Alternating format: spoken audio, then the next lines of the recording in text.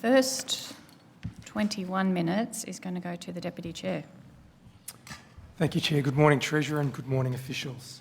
Can I begin by directing my questions to Secretary Barrett? Secretary, can I take you to page 12 of Budget Paper 5, please? Yep. I just want to take you in particular to the bottom of the Consolidated General Government Sector Cash Flow Statement. Yep. And the line there titled Cash Surplus Deficit. Can we establish, just for our viewing audience, that is often referred to as the fiscal cash result? Yes, with a caveat that I'll come to, but yes. Sure. But I'm going to refer to that as the fiscal cash result, sure, which many commentators and various stakeholder groups refer to. Can we establish that in the next financial year, 26-27, we have a cash deficit of 7.7 billion, and that increases while dipping slightly in the following financial year, rises in the third year to 7.5 billion, and then in the final year of the forward estimates is slightly over $8 billion. Those are the numbers that are in that table, yes. Yeah. And can we establish, just for the record, that a deficit result, what I would call a fiscal cash deficit, requires the state to borrow money to fund that deficit? Yes, that's correct. Can I cite a statement from the Auditor General? I just want to get you to comment on the Auditor General's report. I'll source it in a moment in light of those results. So the Auditor General in its annual financial report for the 23-24 year said this, and I quote, "A fiscal cash surplus is a sign of good financial health because it means there is available cash for the state to use to invest in public services, pay down debt, or build financial resilience for future uncertainties." Now, do you agree, Secretary, with that statement? I don't entirely, Mr Pasuto, Deputy Chair, and the reason why I don't is because if you were to hold yourself to never borrowing for infrastructure, which is what that statement effectively says, I think you would very substantially underinvest in infrastructure in the state, and it wouldn't just be in Victoria, it would be across the Commonwealth. We have a situation where in this Commonwealth the federal government does not largely or has not historically funded urban infrastructure in a highly urbanised country like Australia the way that you might expect if you were looking at it from outside. And while that's the case, state governments are required to do that. If state governments are required to do that entirely on their own balance sheet and without adding any debt, you would hugely underinvest. And I think I've said this in letters to the Auditor General before. I would also like to go. Sorry to interrupt you, sure. Sir. Can I then just establish on the basis of what you've just said that the Victorian people should expect fiscal cash results like this into the future because that is okay? Well, the amount that you borrow for infrastructure is a policy choice. But I guess what I'm saying is I think in terms of how you run an economy and how you provide infrastructure services for a state that is, after all, growing in terms of population, requires some significant spending on infrastructure, and if that's not done by the Commonwealth Government, then it needs to be done by state governments. So on the basis of that, with population growing, with demand across various sectors of government growing, you're then asserting to this committee that deficits like this are a necessary part of delivering infrastructure. I agree. Is that what you're saying? That's what I'm saying, and the amount of that is obviously a policy choice for government. Is it fair to say then, Mr Secretary, that we can expect these deficits to continue? In fact, as the forward estimates demonstrate, that they will increase. They will not actually go back. These fiscal cash deficits. That's not what he said. Will actually increase to 7.5 billion in the third year of the forward estimates, and then in excess of 8 billion in the final year of the forward estimates. Is that something we should expect with no sign that that will abate or ever get to zero? If I may, Deputy Chair, as the Secretary has indicated, infrastructure decisions are a matter for government of the day. What he has indicated and what I would certainly support is that a government that fails to invest in infrastructure means that there's no job creation, means that there is no productive infrastructure, means that the economy goes backwards, projects stall, and people are unemployed, don't even think about wanting to be an apprentice. That is the consequences of no productive infrastructure investment. And again, it is a choice for governments. The alternative government has made it very clear that they do not wish to invest in productive infrastructure, which you're trying to draw out what happens if you invest versus what happens if you do invest. And if you do invest in productive infrastructure, then the economy grows and jobs creation. Okay, well, the alternative is everything stops. Let me then put to you, thank you for your intervention. I was going to come to you, but thank you for your intervention. Deputy Chair, she's not intervening, she's answering a question. She is answering a question, and I'll say this once to kick us off. You can ask the question, if there's multiple witnesses that have evidence to add to our inquiry, the committee does need to hear that. So, Treasurer, in light of what you've just told this committee, is it right to assume that you have no plan and your government has no plan to reduce that fiscal cash result and the deficits according to your own budget papers, that you have no plan to reduce that fiscal cash result to zero or to a surplus at any time? Mr Pasuto, if you had paid attention to my presentation, particularly the infrastructure slide, moderating GII as across the forwards is something that this government has committed to doing, moderating to around pre-pandemic levels. As I explained in my Can I ask if that exchange includes with the you full earlier, costs of suburban rail loop? the costs of suburban rail loop across the forwards are factored into All the budgets. costs relating to, all contracts signed are all in that GII figure? Some is operating. Oh, hang on, I'm asking the Treasurer. Correct, absolutely. So all $13 billion worth of contracts are in the GII? Not the operating. All projects across the forwards that have been announced are in are absolutely represented. That $13 billion, we can find that in the budget papers of contracts signed. The SRL. Because you've only got about, sorry, If you look I at- might just explain why I'm asking that. It seems that budget paper 4 only has about $7.5 billion for suburban rail loop. What was the reference? But there are $13 billion, or in excess of $13 billion of contracts signed, and it's difficult to ascertain where in the budget papers, whether it's GII or the public non-financial corporation sector, where that money is found. Mr Pasuto, this is a long-term project. No one's doubting that. It is started. Have you been out there? There's thousands of workers on that work site. If you look at budget paper 4, page 15 and 154, you can look at the expense for SRL. But SRL goes beyond the forwards. So in terms of the expenditure that we can go back to the chart I showed you if you'd like to see the infrastructure spend. SRL is factored in to the end of the forwards in those numbers. And just for the record, the full amount of contracts signed to date are in the budget papers. Any expenditure between now and the end of the forwards is in the budget. Okay. So can I go back to the nub of the question about any plan to reduce the fiscal cash result to zero or surplus? Can I just confirm that the government has no plan to reduce that figure to zero or a surplus figure at any point in the future? Well, I think it's important when you're talking about surpluses, which is where you started with your commentary earlier, that every state in Australia measures whether they're in surplus or deficit based on their operating result.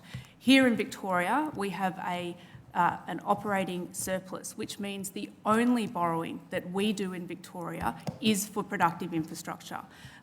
That productive infrastructure, again, I can go back to the very informative table that starts to peak and moderate our expense on infrastructure. That's a responsible decision. When I came to the role of Treasurer, I said that we would be producing a sustainable and moderating infrastructure spend.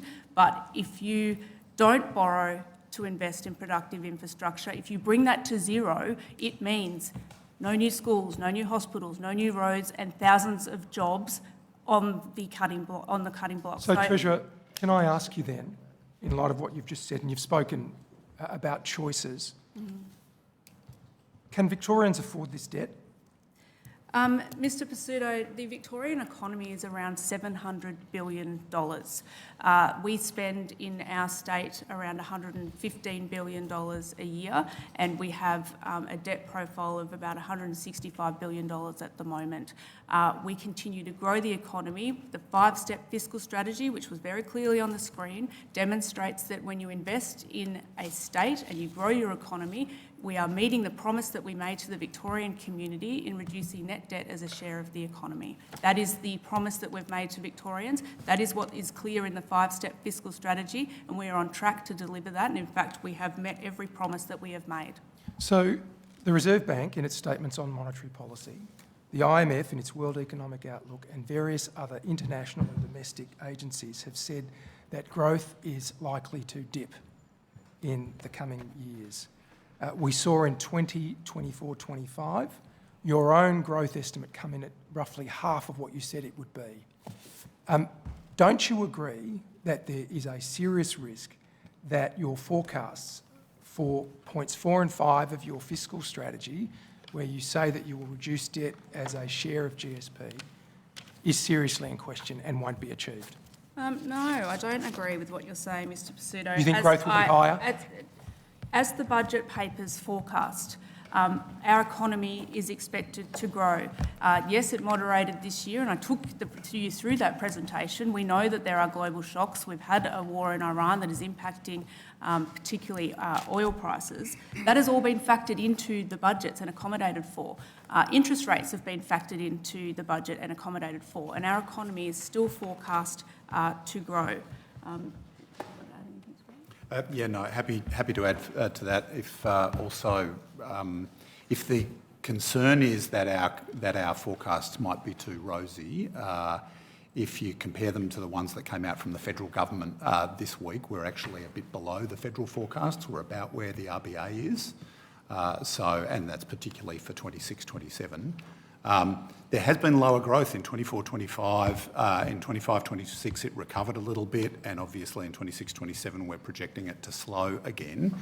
But those assumptions, and in particular, and that's largely due to the impact of monetary policy and a bit due to the conflict in Iran, but the profile that you can see of net debt as a share of the economy declining is from all of those things factored into the budget. Treasurer, can I take you to page 80, table 2.17? Sorry, can you... of budget paper 5, Yep. page 80, just the table 2.17. I can't hear him. Page 80. I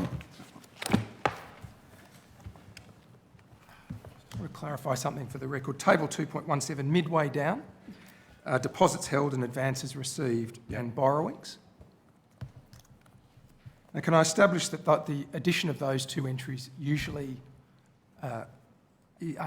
produces the gross debt figure? Would you agree, Treasurer? I'm happy to. Deposits held and advances received plus borrowings 2 rows down.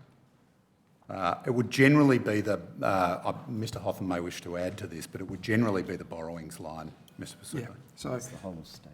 well, I put it which to is you. the whole of state borrowings. So I'm talking about the state of Victoria, Yep. in light of the discussion we've just had. Yep. And you can see that in terms of deposits held and advances received, it's nearly $2 billion. Yep. And borrowings are nearly $299 billion. So for the state of Victoria, when all is said and done, when we add in government, general government sector, public non-financial corporations and public financial corporations, all put it together, the Victorian people are borrowing over $300 billion in 29-30. Can I just ask, again, just for the record, are you aware, Treasurer, of any time in Victoria's history where we've been borrowing more than $300 billion? No, that wouldn't have happened. I mean, it's a growing economy. So. Yeah, Mr Pasuto, comparing numbers now to, say, 20 years ago on raw figures is probably wise given the size of the economy compared to many years ago. But we are certainly in a position now where we have a lower net debt to GSP than we have in previous years under Liberal governments. But I'm asking, Treasurer, I am asking though, in the light of the discussion... You've got to have relativities here. Well, I'm asking, the reason I'm asking is, regardless of our own state's history in terms of borrowings or comparisons with other jurisdictions.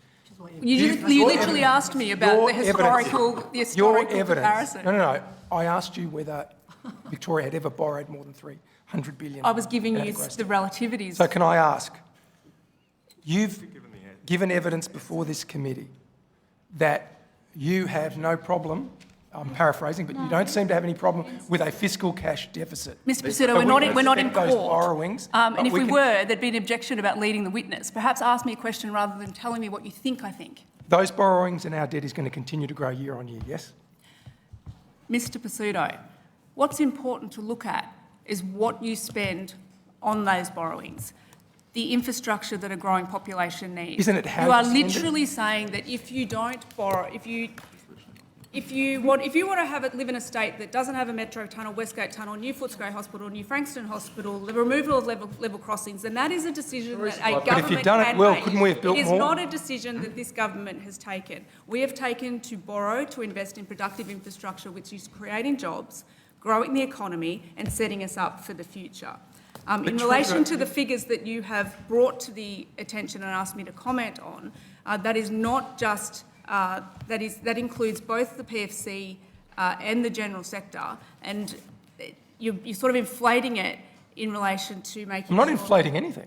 I'm bringing them all together. because water authorities are self-funded, Mr. Picciotto, so you are creating a figure, a round figure. It's the state's liability. Liability versus borrowings, which would you like to discuss? Were you trying to pretend that it's not a liability? We're on the hook for these. Deputy Chair, if you have a question that you wish to ask the Treasurer, she is genuinely trying to answer. You're spending Well, quite a bit of I don't time think talking so, over the yeah. top. Well, Deputy Chair, you may not think so, but that's certainly how it appears to me. Very So happy to if answer you your have a question. questions, but I've got to try. When you conflate things, it's prudent for me to break it down so that the answers I give have context. What you've done is create a figure that includes water corporations that are self-funded and then tried to connect it to state borrowings for productive infrastructure. It's not really it's not really giving a clear picture to people listening about what you're trying to extract.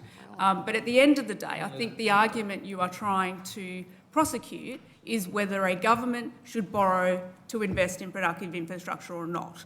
And we are clearly a government that wants to provide the services, wants to provide the infrastructure for this generation and the next. And that is why we have borrowed, and that is why you will see over the forwards we continue to make sure we have money for new schools, new hospitals, and the road infrastructure that the growing population needs. If you don't do that, going to your concern about the adequacy of our forecasting and the advice that I receive, if you don't invest in productive infrastructure, those forecasts would certainly go backwards and halt. So debt will increase year on year. Our economy... Debt is reducing as a net share of the economy. We're not certain of that. We're not certain of that because no one can be certain of the forecasts. And I pointed out in my questions, didn't I, before, Treasurer, that for 24-25 you got it wrong by 50%. Growth came in at half the number. We can talk to that, and I might ask Mr Donegan to expand on that because there were some quirks in how it's measured. But do you want to talk about state final demand for? Sure. So in 24-25, I guess, firstly, the point about weak growth is true, that there were 13 interest rate rises washing through the economy. That result was not as strong as we were forecasting. It did catch us by surprise on the downside. So our forecasts for domestic demand, so things like household consumption, dwelling investment, business investment, public demand, that together the result was 1.8%, pretty close to what we had been forecasting. Once a year, the ABS also releases state accounts. We lost 0.6 percentage points on the ABS's balancing item, which they release once a year. And that number caught Victoria by surprise. It did also catch other states by surprise. So New South Wales, Western Australia, Tasmania, the Northern Territory experienced forecast misses of similar magnitude to us. Looking ahead, though, I guess, thinking about the economy now and the forecasts, the runway into the forecasts, looking at 2025, private demand did grow So the labour market was healthy, investment was healthy, and so the position that the Victorian economy approaches those forecasts is, as the Treasurer outlined, one of resilience and momentum. Yep. Treasurer, can I ask then, if a fiscal, and I think we've established this, if the fiscal cash result, and in this case the fiscal cash deficits we see across the forward estimates, are to continue and add significantly to borrowings, I think that's a fair point to say because of the numbers there. Can I just ask, given that the fiscal cash deficit drives increases in debt to fund that deficit, and steps 4 and 5 of your economic or fiscal strategy refer to debt, why didn't you include that as a step in your fiscal strategy? Why was it not important? Mr Pizzuto, step 4 is stabilising net debt as a share of the economy. Step 5 is reducing net debt as a share of the economy. Future steps may be added. Okay, thank you. Thank you, Deputy Chair. We're going to go to Mr Galea.